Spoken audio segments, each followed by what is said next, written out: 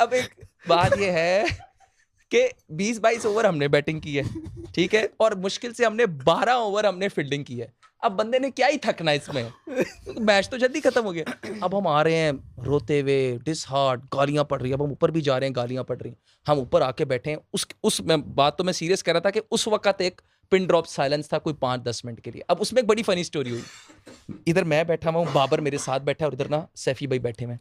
अब हम bag pack कर रहे हैं, पिन ड्रॉप साइलेंस, बिल्कुल पिन ड्रॉप साइलेंस। उसमें एक हमारा प्लेयर उसमें क्या था कि जैसे ये टेबल पड़ी है ना, इसी तरह एक बहुत लंबी टेबल पड़ी थी ऊपर करके ना।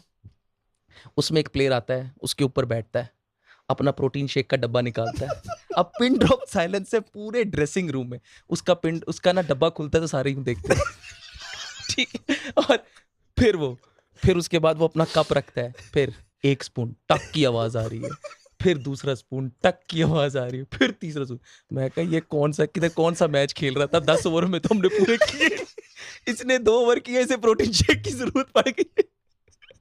अब मैं नाम नहीं लूंगा कि वो बॉलर कौन था, और पूरे पिन ड्रॉप साइलेंस में ना उसके शेकर की आवाज आ रही है, ढोन ढोन ढोन।